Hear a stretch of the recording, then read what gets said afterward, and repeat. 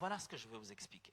Première idée de base, vous savez que si j'ai la mauvaise habitude de commencer par une idée de base, c'est que tout peut s'apprendre. Dis ça au voisin. Ça dépend de quelle école, tout peut s'apprendre. On apprend des choses bizarres, positivement comme négativement. Répète encore au voisin, tout peut s'apprendre. Il n'est pas très convaincu, tu as senti, hein? Non. Répète-le encore, tout peut s'apprendre. Le fait que tu lui parles, c'est la preuve réelle que tout peut s'apprendre. C'est moi qui viens de te dire, de lui dire que tout peut s'apprendre. Du coup, tu as appris à lui dire que tout peut s'apprendre. Voilà.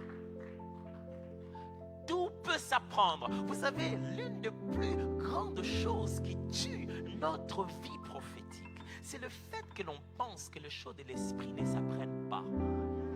C'est là qu'on commence à coller les dons à tous ceux qui le font en se disant qu'eux, ils en ont la grâce. J'ai même été scandalisé d'entendre quelqu'un dire, lui, il a le don de prier. Donc du coup, toi, tu es exclu de prier. Et du coup, on croit que tout ce que les gens font, c'est parce qu'ils ont une qualification surnaturelle de Dieu qui les distingue des autres chrétiens. Et on est à la recherche des promesses particulières.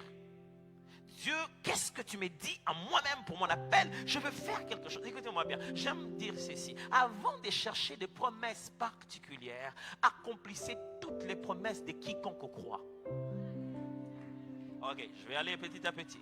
Avant de chercher les promesses particulières, accomplissez celles de quiconque croit. Parce que sur ces promesses-là, il n'y a pas de nom.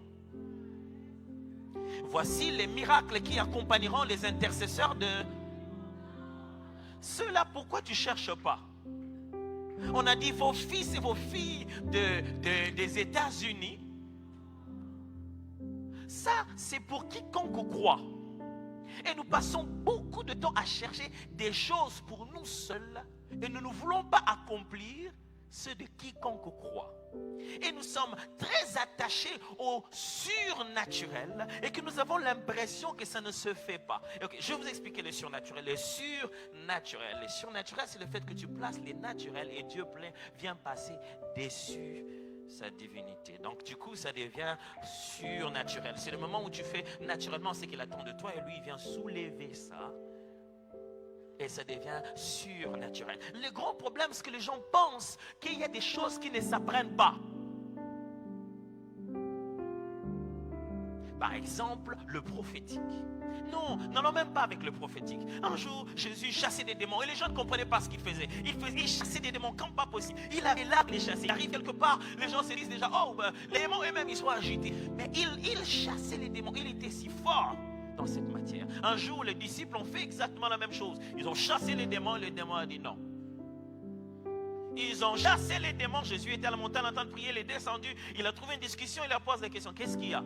Il dit, mais bon, ce monsieur, ils n'arrivaient pas à expliquer. Lisez le texte. Le papa lui-même s'est dit, moi-même, je vais l'expliquer. Tu vois, tes disciples, depuis que je suis là, ils ont essayé. Vous voyez, même les choses de l'esprit, on essaye. Nous sommes dans une génération qui veut la perfection dès le premier pas. Sinon, Dieu allait créer le monde en un jour. Dieu est un Dieu de processus. Ce n'est pas parce qu'il est incapable que la terre est d'abord informe et vide. Je dis d'abord. Le créateur de l'humanité a commencé l'humanité par un chaos.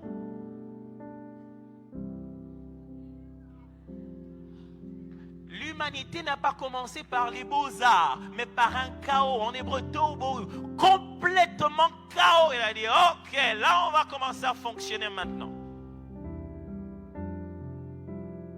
Tout peut s'apprendre. Alors Jésus leur dit, non, pour ces cas-ci, je vais vous dire, quelquefois vous n'avez pas le résultat qu'il fallait parce que vous n'avez pas fait la chose qu'il fallait. Regardez les disciples, ils voulaient que ces démons s'en aillent et Jésus leur dit, il aurait pu partir si vous avez cette information. Il n'a pas dit si moi je vais le faire. Il leur a juste dit, non, ce cas-ci, ce type de démon-ci, si vous aviez l'information de mener une vie de jeûne et de prière, il serait parti. Jésus ne leur a pas dit, ce cas-ci, vous devez avoir le ventre vide en train de jeûner. Non, il leur a dit, ce cas-ci, ce démon-ci part par le jeûne et la prière. Il ne veut pas dire jeûner pour qu'il parte, il dit, vivez dans le jeûne apprenez à vous consacrer, vous atteindrez quelque chose qui vous permettra de se libérer de cet esprit. Entre nous, ce jour-là, Jésus lui-même avait mangé. Il n'a pas dit, parce que moi je n'ai rien mangé, alors il s'en ira. Un autre exemple, plus facile. On fait une école qu'on appelle école des prophètes. On leur apprend quoi là-bas? On leur apprend quoi là-bas? Un jour, un homme qui n'était même pas prophète, il s'appelait Élie, il était sacrificateur. Un jeune homme habitait chez lui, était appelé à être prophète, il s'appelait Samuel. Et Samuel est venu le voir, il a dit, mais oui, mon père, qu'est-ce qu'il y a? Qu'est-ce que tu veux? Il dit, non. Je veux quoi? Il dit, je m'ai appelé. Il dit, non, je ne t'ai pas appelé, il va dormir. Il rentre, il dort là où il était encore, il vient, il dit, mon père, tu m'as appelé. J'ai dit que je ne t'ai pas appelé, va dormir. Il revient la troisième fois, il dit, oh, ok, attends. De ce que j'ai appris sans être prophète. Une des choses que vous devez savoir, vous n'avez pas besoin d'être prophète pour activer un prophète.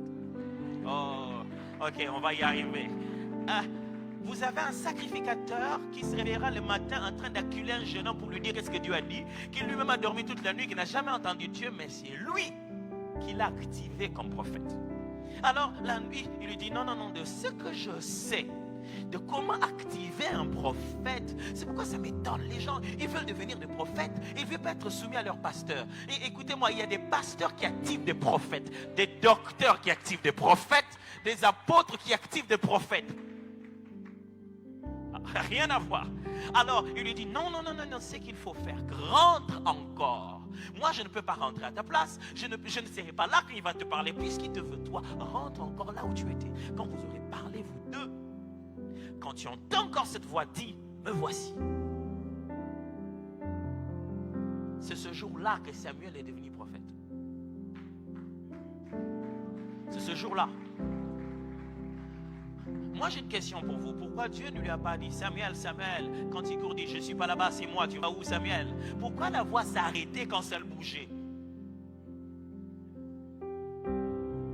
Pourquoi il n'a pas pu avoir cette information directement de la source? Son problème, ce n'était pas la capacité d'entendre Dieu. Dieu lui parlait justement. Quel était son problème?